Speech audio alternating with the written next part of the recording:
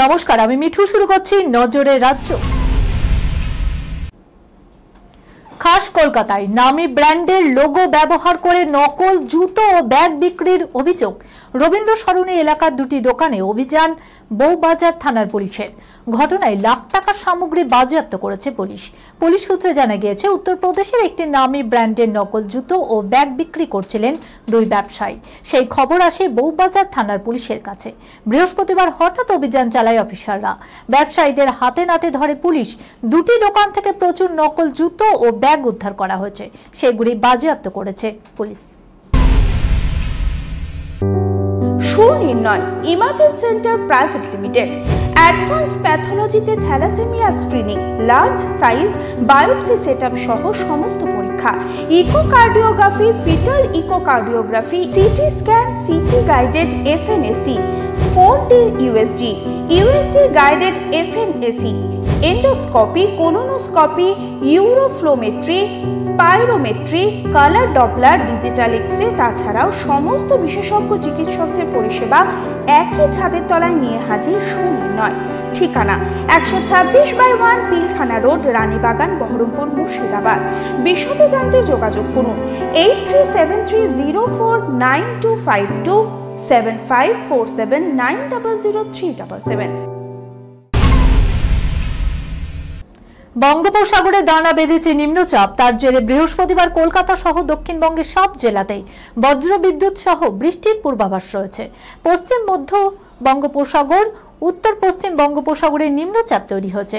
আগামী দুদিনে আরও শক্তিশালী হয়ে সেটি উত্তর অন্ধ্রপ্রদেশ এবং দক্ষিণ ওড়িশা উপকূলের স্থলভাগে প্রবেশ করবে।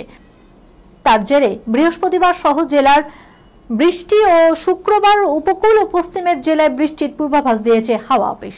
সঙ্গে 30 থেকে 40 কিলোমিটার গতিবেগে দমকা ঝোড়ো বাতাসও বইবে।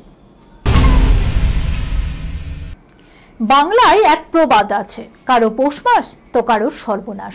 লাগাতার বর্ষণে ভাসছে উত্তর ও দক্ষিণবঙ্গের একাধিক এলাকা। সেই সময় কার্যত অনাবৃষ্টির পরে পর্যাপ্ত বৃষ্টি পেয়ে খুশি চা চাষি মহল। তাদের আশা, বৃষ্টির দাবটে কমবে রোগ পোকার আক্রমণ, বাড়বে উৎপাদন। ক্ষুদ্র চা চাষী সংগঠন সূত্রে জানা গিয়েছে, জলপাইগুড়ি, আলিপুরদুয়ার, কোচবিহার, উত্তর দিনাজপুর এবং শিলিগুড়ি মহকুমায় 50,000 ছোট চা বাগান রয়েছে।